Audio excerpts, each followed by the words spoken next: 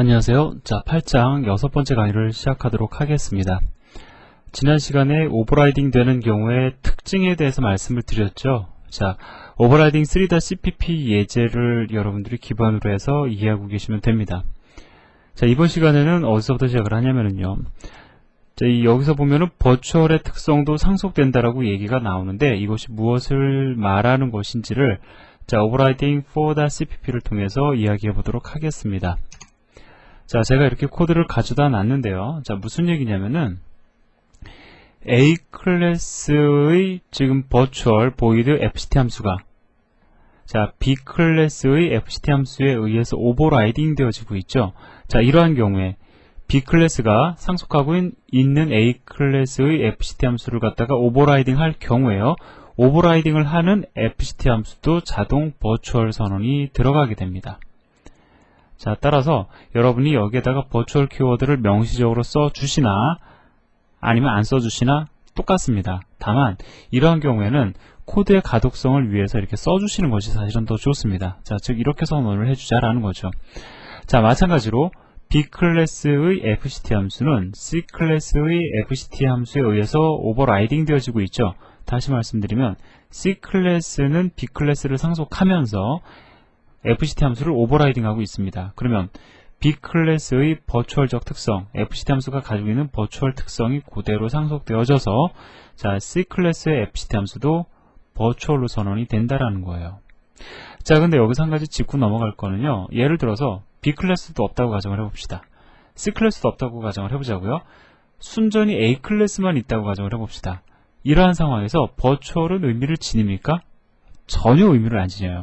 이 버추얼이라는 키워드는 오버라이딩 관계에 의해서 상속되어질 때만 의미를 지니게 되는 거죠. 자, 따라서 뭐 한번 예를 들어볼까요? 우리가 메인 함수 내에서 A 클래스의 포인터 P는 new A다. 자, 이렇게 해서 A 객체 생성한 다음에 P라는 포인터가 가리키는 fct 함수 호출하면은 어떠한 fct 함수가 호출이 되냐면 그냥 A 클래스 객체 안에 존재하는 fct 함수가 호출이 되는 겁니다. 자, 예를 들어서 뭐 가상이네 해가지고 이거 없으면 뭐 호출할 거 있습니까? 없잖아요, 그죠? 그래서 그런 경우에는 이 fct 함수가 호출이 돼요. 자, 마찬가지로 뭐 이렇게 객체를 생성을 해도 마찬가지죠. A의 A다.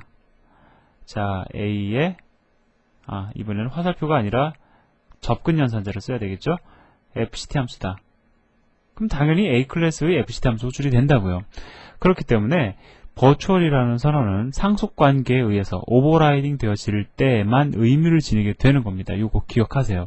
자, 그럼 A 클래스의 버추얼은 B 클래스에 의해서 상속되어짐으로 인해서 의미를 지니게 되죠. 자, 마찬가지로 B 클래스의 fct 함수, 지금 버추얼 선언 들어간 거라고 말씀드렸죠. 그죠? 자, C 클래스에 의해서 상속되어지면서 오버라이딩 관계에 놓이기 때문에 의미를 지닙니다. 하지만 얘는 의미를 지녀요, 안 지녀요? 안 지닙니다.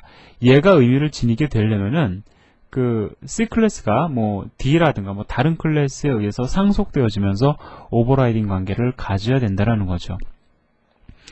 자, 이거를 말씀드리고 싶었던 건데, 그러면 그렇기 때문에 자, 이 예제를 실행을 하면 어떤 출력 결과를 보이게 되냐면요. 여기 보면은 C 클래스 객체를 생성하고 있죠. 자, 여기 이렇게 C 클래스가 있는데 C 클래스에 fct 함수 있고요. 그 다음에 제가 그냥 f라고 쓰겠습니다.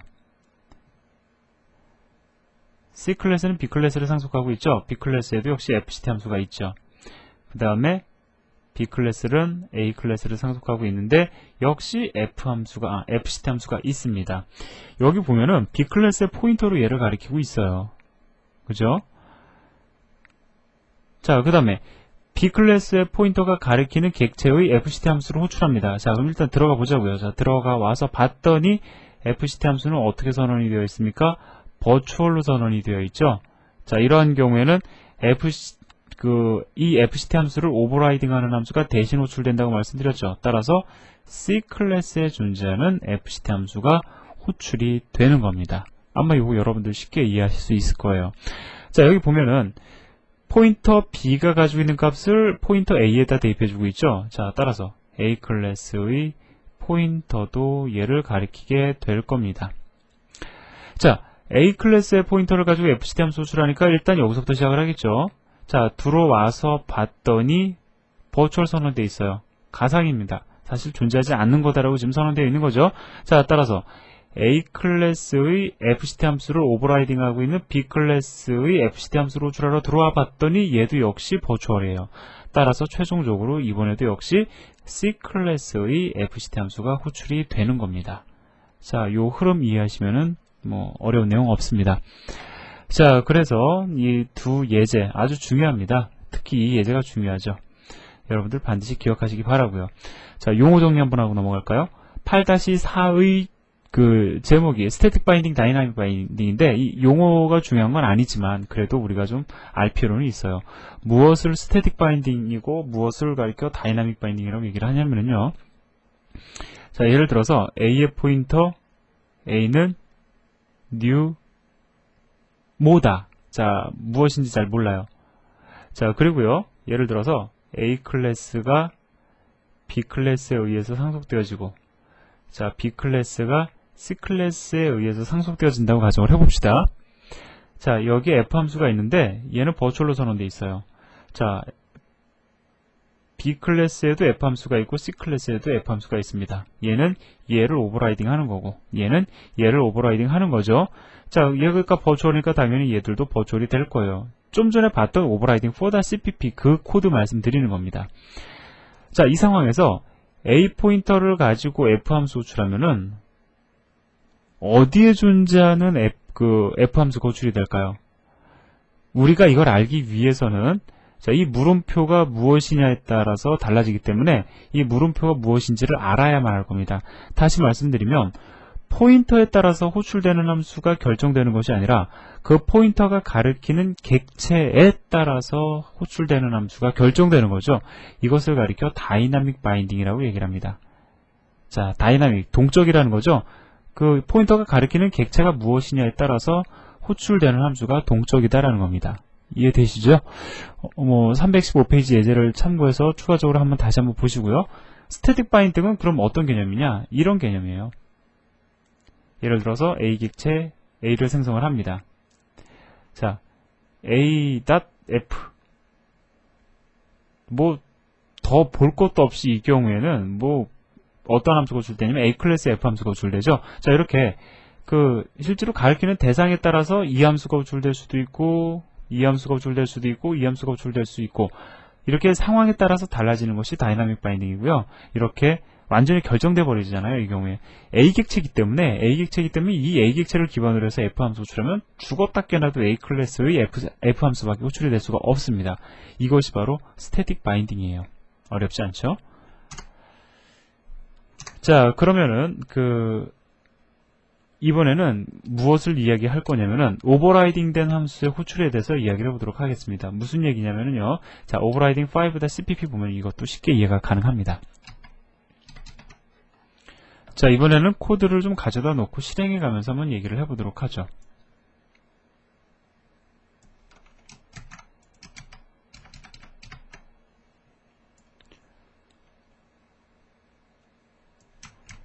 자, 여기 보시면은요, A 클래스 FCT 함수는 B 클래스의 FCT 함수에 의해서 오버라이딩 되어져 있고, 얘는 버추얼 선언까지 들어가 있습니다. 그러면 B 객체를 생성하는 경우에 우리가 A 클래스의 포인터로 가리키던 아니면 B 클래스의 포인터로 가리키던 FCT 함수는 호출이 불가능한 것처럼 보이죠? 하지만 호출할 수 있는 방법이 있습니다. 자, 첫 번째 방법 이겁니다. 뭐냐면요, 오버라이딩을 하고 있는 B 클래스에서 자, 이렇게 FCT 함수를 호출하는 데 있어서 만약에 이렇게 호출한다고 가정을 해보자고요. 그럼 어떠한 일이 벌어지겠습니까? 자기 자신을 호출하니까 이 경우에는 재기함수 호출이 돼버리죠. 물론 이 경우에는 무한루프에 빠져버릴 겁니다. 자, 이런 코드는 작성하면 안 될 거고요. 자, 이렇게 FCT 함수를 갖다 그냥 호출하는 것이 아니라 명시적으로 정의가 되어 있는 선언되어 있는 클래스를 갖다가 범위 지정 연산자를 통해서 지정해 주는 겁니다. 이건 어떤 의미냐? AAA 클래스에 선언되어 있는 FCT 함수를 호출하라라는 뜻이에요. 자, 이러한 경우에는 비록 오버라이딩 되어 있지만 FCT 함수 호출 가능합니다. 이 방법 반드시 기억해 두시기 바랍니다. 아주 유용하게 사용이 될 거예요. 두 번째 방법은 이겁니다. 자, 이 경우에요. 만약에 그냥 우리가 A 포인터를 가지고 FCT 함수 호출하면 당연히 오버라이딩 관계에 의해서 B 클래스 FCT 함수 호출되죠. 그런데 그냥 A 포인터를 가지고 FCT 함수를 호출하되 자, 이렇게 그 범위를 갖다가 지정해 주실 경우에 A 클래스에 존재하는 FCT 함수로 호출하겠다라고 선언을 해주시면은 이러한 경우에는 A 클래스의 FCT 함수가 호출이 가능합니다. 근데 제 그냥 그 심정으로는 제가 비록 책을 집필하는 과정에서 이런 예제를 만들긴 했지만 이거는 모르셨으면 좋겠어요. 이거는 뭐 전혀 사용할 용도가 없는 거고 이런 코드를 만들 수밖에 없는 상황이 연출되었다라고 하면 여러분들은 클래스 디자인적 측면에서 다시 한번 고민해 봐야 됩니다. 내가 과연 코드를 제대로 작성을 한 것이냐. 이러한 그 상황이 연출되는 일은 거의 없다고 보시면 됩니다. 그러니까 여러분들은 이 첫 번째 방법은 기억하고 계시되 이 두 번째 방법은 아예 그냥 모르셔도 상관없습니다. 자, 그럼 이왕에 이렇게 코드 작성한 거 실행해 봐야 되겠죠? 실행을 해보면 우리가 얘기했던 대로 호출되고 있음을 확인할 수가 있습니다.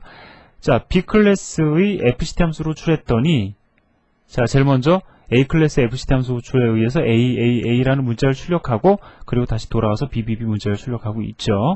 자, 확인이 가능합니다. 자, 제가 지금까지 말씀드린 그 문법적 요소 오버라이딩 5-CPP에서 봤던 그 특성을 여러분들이 연습 문제 8-3을 해결하면서 한번 적용해 보시려고 노력해 보시기 바랍니다. 언뜻 보면은 여기서 이야기하고 있는 문법적 특성이 여기서 별로 불필요할 것처럼 느껴져요. 하지만 잘 생각해 보시면 왜 필요한지 여러분들이 느끼실 수 있을 겁니다. 혹 느껴지지 않으시면은요, 이 경우에는 일단 한번 구현하신 다음에 억지로 막 적용하려고 너무 노력하지 마세요. 내가 아무리 구현하려고 해도 생각해봐도 적용할 요소가 없다. 그럼 그냥 구현하세요. 구현하신 다음에 책 뒤에 보면 답이 있지 않습니까? 그 답하고 한번 비교해 보시기 바랍니다. 자, 그럼 이제 지금까지 우리가 공부한 내용을 가지고 인플로이 프로블럼을 완전히 해결해 보도록 하겠습니다. 자, 그 해결 방안을 여기서 지금 이야기하고 있는데 이 그림 상당히 복잡해 보이죠? 예, 복잡해 보입니다.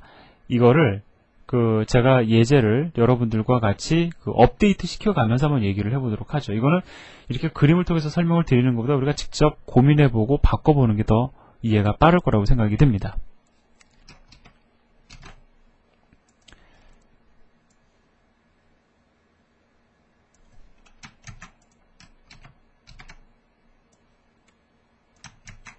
지난 시간에 해결했던 인플로이 프로블럼이 여기까지였습니다.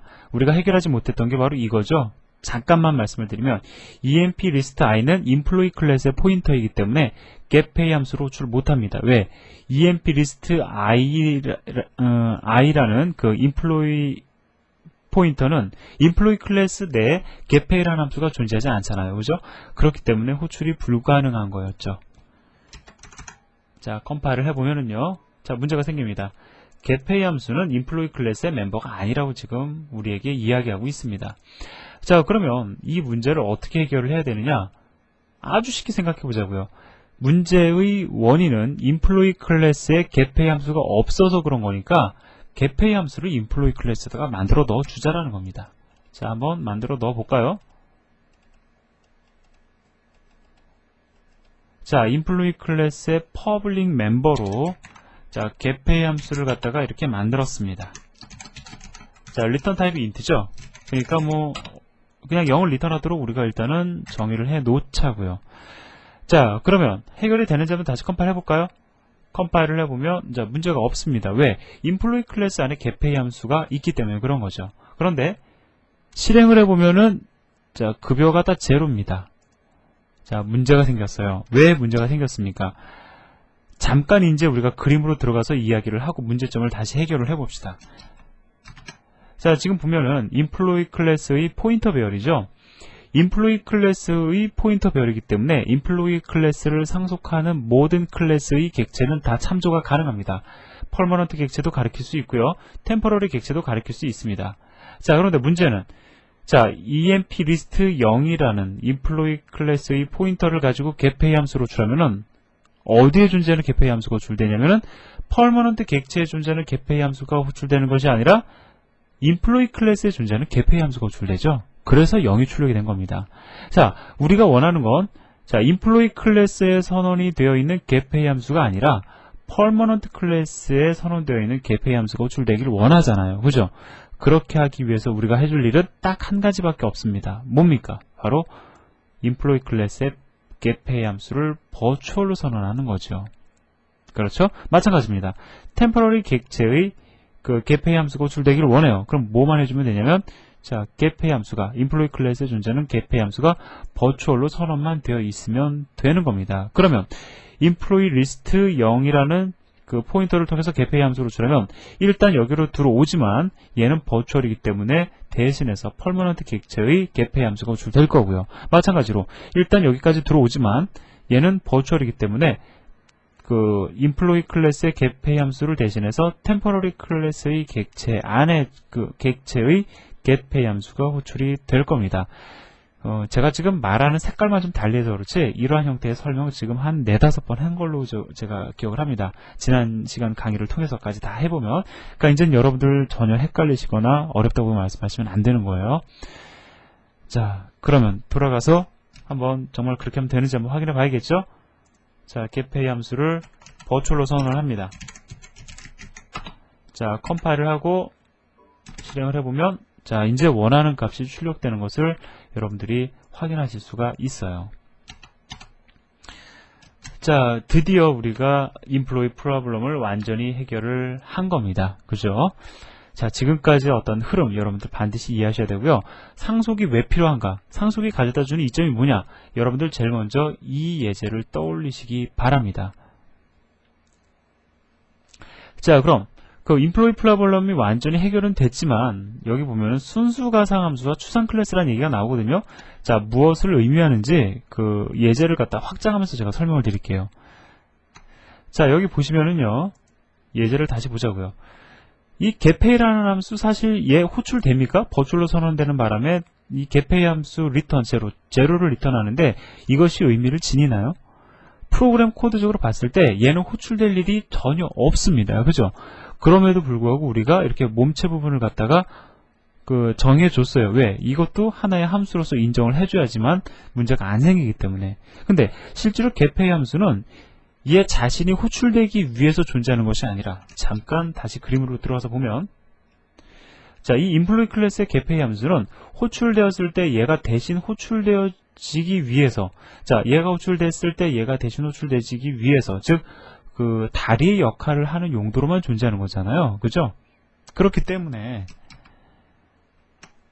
자, 이렇게 몸체 부분이 불필요할 것처럼 느껴집니다. 그래서 저는 이거를 갖다가 없애버렸어요. 왜? 실제로 호출은 되지만 실행되지 않기 때문에. 자, 그래서 getPay 함수의 몸체 부분을, 즉 정의 부분을 제가 생략해버렸습니다.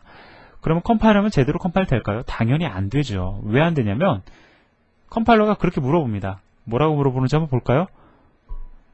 자, 뭐 에러가 이렇게 떴는데 간단하게 말씀을 드리면 뭐 그런 거라고요.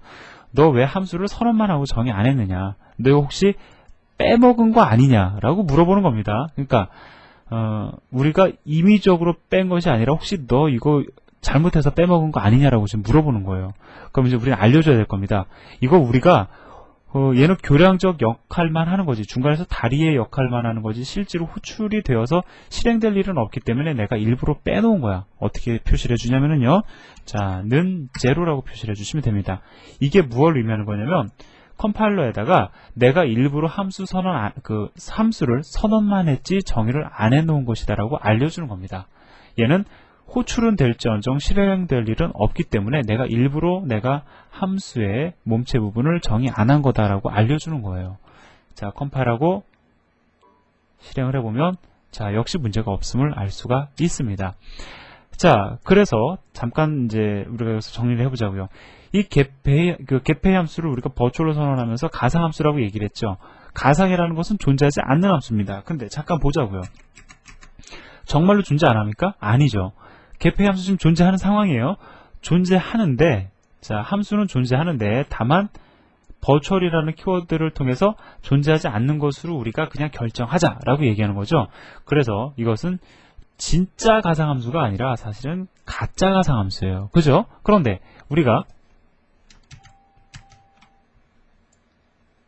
이렇게 는 제로다 라고 해서 그 함수의 몸체 부분을 갖다 정의 안 함으로 인해서 얘는 정말 그 완벽한 함수가 아니죠. 호출 가능한 함수가 아닙니다. 선언만 존재하는 함수죠.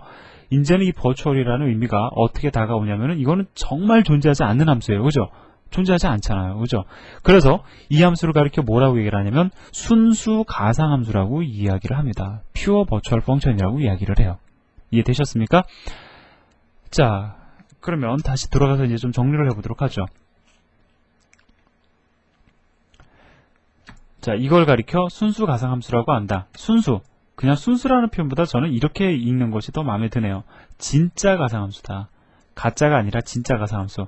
지금까지 우리가 얘기했던 그 가상함수들은 진짜 가상함수가 아니라 가짜 가상함수였죠. 왜냐면 정말 가상이 아니라 사실이 있었어요. 그죠? 그냥 우리가 단순히 버추얼 키워드를 써가지고 이것은 그 가상함수다라고 우리가 그냥 선언하는 것에 지나지 않았지만 이제는 진짜 존재하지 않잖아요. 그죠? 선언만 존재하지 함수의 몸체 부분이 존재하지 않습니다. 그렇기 때문에 얘는 정말로 가상함수다라는 거죠.